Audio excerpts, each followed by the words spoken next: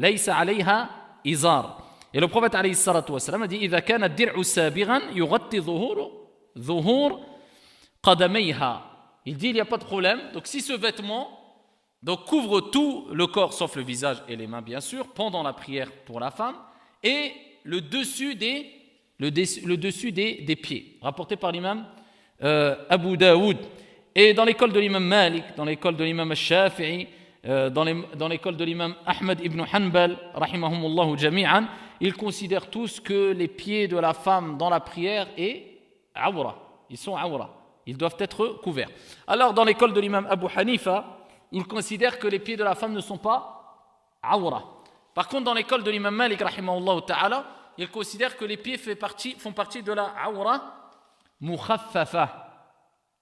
D'accord ? C'est-à-dire que si la femme dévoile, comprenez bien que quand on parle de awra mukhaffafa, ça veut dire que si la femme ou l'homme dévoile une partie de sa awra, une partie à cacher, pendant la prière, volontairement, cela n'annule pas sa prière, mais il est considéré comme pécheur. Ok. S'il le fait involontairement, a fortiori, cela n'annule pas sa prière et il n'a pas de péché. Par contre, quand quelqu'un dévoile une awra mukhaffafa, il doit de manière ou de façon préférable recommencer la prière tant qu'elle est encore dans son temps légal.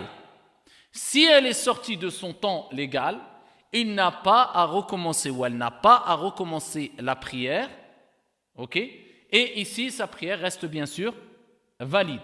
Donc, concernant les pieds, il faut savoir que pour la femme, non, al-mukhaffafa, il n'a pas à recommencer la prière. Vous avez bien compris. Pour al-awra al-mukhaffafa, il n'a pas à recommencer la prière si elle est sortie de son temps légal. Et si elle est dans son temps légal, il refait la prière, mais dans les deux cas, sa prière reste valide.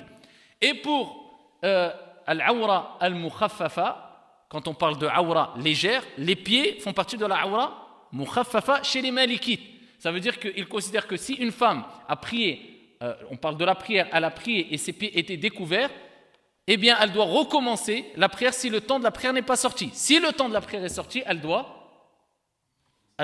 n'a plus à recommencer la prière. Et dans les deux cas, sa prière reste valide, incha'Allah ta'ala. Contrairement à d'autres écoles, comme dans le madhab de l'imam al-Shafi'i et d'autres, ils considèrent que sa prière, elle est, dans le madhab de l'imam Ahmad, ils considèrent que sa prière, elle est batila, elle est nulle.